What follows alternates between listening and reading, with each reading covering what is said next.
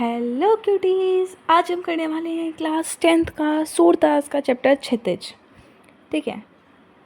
If you like this video please click the subscribe button. Surdas का जन्म सन 1468 में हुआ था। मृत्यु समय था सन 1583। जन्म स्थान था रुनकता या रेणुका। मृत्यु स्थान था पारसौली। प्रमुख कीर्तियाँ थी सूरसागर, साहित्य लहरी और सूर सरावली। ये था हमारा सूरदास के बारे में। ये सूरदास क्या थे। अब आते हैं काव्यखंड के श्लोक। मैं आपको श्लोक के एक एक वर्ड का मीनिंग समझाऊंगी, प्लीज़ आप समझने की कोशिश करना। उधो तुम हो अत बड़ भागी, अपरस रहत सदन तगाते, नाहिन मन अनुरागी, पुर इन पात रहत जल भीतर, तारस दे न दागी, ज्यों जल महा तेल की गागरी, बूंद न ताको लागी, प्रीति नदी में पाँव न बोयो, दृष्टि न रूप पर आगी। उद्धव का मतलब होता है उद्धव, हे उद्धव तुम तो बड़े भाग्यवान हो। बड़भागी का मतलब होता है भाग्यशाली। अपरस रहत सन लगाते, स्नेह मतलब होता है प्रेम। तगा मतलब धागा, तुम तो प्रेम के धागे से बहुत दूर हो। अनुरागी का मतलब होता है प्रेम। पुर इन पात, कमल के पत्ते में जो जल में रहकर भी उसके ऊपर, शरीर के ऊपर दाग नहीं पड़ता। तेल की गागरी, मटकी, बूंद न ताको लागी, प्रीति नदी में पाँव न बोयो, प्रेम रूपी नदी में। सूरदास अबला हम भोरी गुरजोट, चिट्टी जो पागी। अबला मतलब होता है कमज़ोर, भोरी मतलब भोला, चाटी जो, चींटी को गोपियों से रिलेट किया गया है। इसका भावार्थ यह है कि गोपियाँ उद्धव पर व्यंग्य कसते हुए कहते हैं कि हे उद्धव तुम तो बड़े भाग्यवान हो, तुम हमेशा प्रेम रूपी बंधन से दूर रहे हो। तुमने कभी प्रेम के खिंचाव को जाना ही नहीं। तुम्हारा मन कभी कृष्ण के प्रेम में डूबा नहीं है। तुम जल में पलने वाले कमल के पत्ते के समान हो, जो जल में रहकर भी उसके दाग धब्बों से बचा रहता है। आशय यह है कि तुमने कृष्ण के संग रहकर भी कभी उससे प्रेम नहीं किया। जिस प्रकार जल में मटकी में तेल की बूंद रहती है, उसी प्रकार वे जल में रहकर भी अपने ऊपर जल का प्रभाव नहीं आने देती। उसी प्रकार तुम भी कृष्ण के संग रहकर उससे अछूते रहे हो। तुमने कभी उसका प्रेम अपने मन में आने नहीं दिया। यह अच्छा ही किया उद्धव कि तुमने कभी प्रेम की नदी में पाँव नहीं रखा, न ही तुम्हारी दृष्टि कृष्ण के रूप सौंदर्य पर मुग्ध हुई। यह तो हम ही भोले अबला गोपियाँ हैं जो कृष्ण प्रेम में इस प्रकार लिपटी हुई हैं जैसे गुड़ के साथ चींटियाँ लिपटी रहती हैं। आई होप सो आपको ये वाला फर्स्ट पैराग्राफ आपको समझ आया होगा। सेकेंड, मन की मन ही मांझ रहे, कहिए जाए कौन पे दो, ना ही परत कहीं, अवधि आधार आस आवन की, तन मन बिथा सही। अब इन जोक सदासनी सुनी सुनी बिरनी बरह दही, चाहती हुती गुहार जितही ते, उत्पे धार बही। सूरदास अब दीर धरी, क्यों मर्यादा न लई। मतलब मन की मन ही मांझ रही, मतलब मन के मन में ही रह गई है। किससे जाकर कहें उद्धव, ना ही अन्य किसी से कह सकते। अवधि का मतलब होता है समय, आस का मतलब होता है आशा, होप, आवन मतलब आने की, हमने, और बिथा मतलब होता है पीड़ा, सही सहन की, जोग योग संदेश, बिरह दही बढ़ गई है, पीड़ा बढ़ गई है, गुहार गुहार लगाना, मर्यादा प्रेम की मर्यादा। इसका भावार्थ यह है कि बिरह व्यथित गोपियाँ कृष्ण के मित्र उद्धव को उल्हाना देते हुए कहते हैं कि हे उद्धव, हमारे मन की प्रेम भावना मन ही मन में ही रह गई है। हमें कृष्ण से प्रेम मिला ही नहीं, न ही उसके अभाव में हम अपनी भावना व्यक्त कर सकें। अब तुम ही बताओ, हम अपनी यह व्यथा किसे जाकर कहें। प्रेम की पीड़ा को कहा भी तो नहीं जा सकता।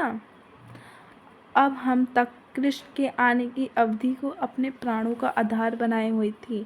इसी आशा में हम तन और मन की व्यथा सह रही थी, परंतु अब तुम्हारे द्वारा दिए गए इस योग संदेश को सुन सुन हमारी विरह व्यथा और अधिक भड़क उठी है। हम विरह की ज्वाला में जली जा रही हैं। हमारा दुर्भाग्य तो देखो, हम जिधर से भी अपनी रक्षा के लिए सहारा चाह रही थी, उधर से ही योग साधना की धारा बही चली आ रही है।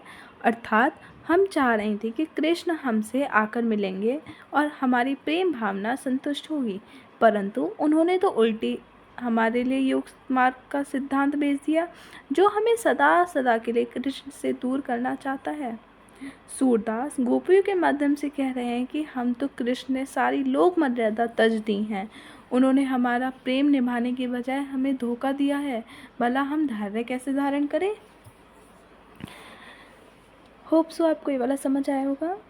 थर्ड, हमारे हरि हारिल की लकड़ी मन क्रम वचन नंद नंदन यह दृढ़ करी पकड़ी, जागत सोवत स्वप दिवस निसी काना काना जकरी।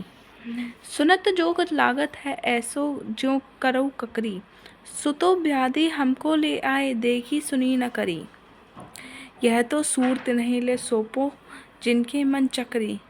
मतलब पहले तो हरी हारिल की लकड़ी का मतलब होता है एक ऐसा पक्षी, ये जो पक्षी मैंने आपको मार्क किया गया है हरी हारिल की लकड़ी, एक ऐसा पक्षी जो अपने पंजों में लकड़ी जकड़े रखता है, पकड़े रखता है एकदम, जो कभी उस लकड़ी से दूर नहीं रह सकता।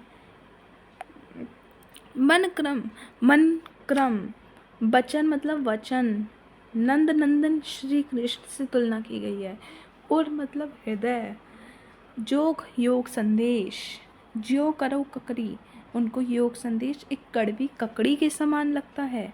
व्याधि बीमारी रोग, जिन्हें मन चक्री, जिनके मन स्थिर नहीं होते, जिनके मन चक्री के समान घूमते रहते हैं। इसका भावार्थ यह है कि गोपियाँ उद्धव को कहती हैं कि श्री कृष्ण हमारे हरि हारिल की पंजों में थामी हुई लकड़ी के समान है। जिस प्रकार हारिल पक्षी लकड़ी किसी हाल में नहीं छोड़ता, उसी भांति हम भी कृष्ण को दृढ़ता से थामे हुई हैं। हमारे मन से, कर्म से, वचनों से कृष्ण को हृदय में दृढ़ता से बसाया हुआ है। हम जागते सोते रात दिन, यहाँ तक कि सपने में भी कन्हैया कन्हैया नाम की रट लगाए रहते हैं। जब हम तुम्हारे मुंह से योग साधना की बात सुनती हैं तो हमें तुम्हारा ये संदेश कड़वी ककड़ी के समान कड़वा और अरुचिकर लगता है। तुम तो हमारे लिए ऐसी बीमारी ले आए हो जो हमने न कभी देखी है, न सुनी है, न झेली है और न कभी इसका व्यवहार करके देखा। गोपियाँ कहने लगी, हे उद्धव, तुम यह योग साधना का संदेश उन लोगों को दो जिनका हृदय भटकन है, जिनकी कहीं कोई आस्था नहीं है। हम तो पूर्ण रूप से कृष्ण की दीवानी हैं। हम यह योग संदेश का क्या करेंगी। होप सो आपको समझ आएगा। फोर्थ, हरी है राजनीति पड़ी आई, समझो बात कहत मधुकर के, समाचार सब पाए एक अति चतुर होते पहली ही, अब गुरु ग्रंथ पढ़ाए, बड़ी बुद्धि जानी जो उनकी जोग संदेश पठाए, उधो भले लोग आगे के पर हित डोलत धाए, हम अपने मन फेर पाइए चलतु जो होते चुराए, ते क्यों अनीति करे आप पुंजे और अनीति छुड़ाए।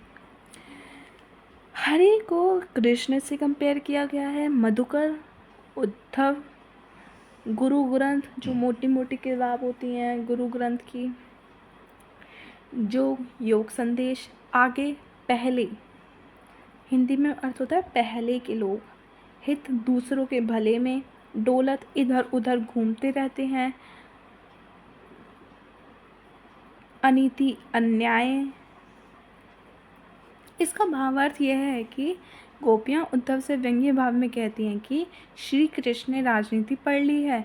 भौरे रूपी उद्धव की सारी बातें समझकर उनसे कृष्ण का समाचार प्राप्त करके वह गोपियाँ कहती हैं कि कृष्ण तो पहले से ही बहुत चालाक थे, अब उन्होंने बड़े बड़े गुरु ग्रंथ पढ़ लिए हैं, अर्थात गुरुओं से शिक्षा प्राप्त कर ली है, जिससे उनकी बुद्धि और चतुर हो गई है। तभी तो हमारे बारे में सब कुछ जानते हुए भी उन्होंने हमारे पास उद्धव से योग संदेश भेज दिया। गोपियाँ पुनः उद्धव जी को पक्ष लेते हुए कहती हैं कि इसमें इनका कोई दोष नहीं है, ये भले मनुष्य हैं जो दूसरों के कल्याण में करने में आनंद का अनुभव करते हैं, इसी उद्देश्य में इधर उधर घूमते रहते हैं। गोपियाँ उद्धव से कहती हैं कि आप जाकर कहिएगा कि यहाँ से मथुरा जाते समय श्री कृष्ण अपने साथ हमारा मन भी ले गए थे, उसी वे वापस कर दें। श्री कृष्ण अत्याचारियों को दंड देने का काम करने मथुरा गए हैं, परंतु वे स्वयं अत्याचार करते हैं। कविवर सूरदास कहते हैं कि गोपियाँ उद्धव से कहती हैं कि आप श्री कृष्ण से कहिएगा कि एक राजा को हमेशा चाहिए कि वह प्रजा के हित का ख्याल रखे, उन्हें किसी प्रकार का कष्ट नहीं पहुंचाने दे, यही वास्तविकता राजधर्म है। Okay, thank you. Hope so आपको समझ आया होगा ये वाला चैप्टर। अगर नहीं आया तो प्लीज़ कमेंट करके बताइए कि आपको कौन सा वर्ड समझ नहीं आया, मैं आपको ज़रूर बताऊंगी। Please click the subscribe button if you like this video. Thank you. Thank you. Please click the subscribe button.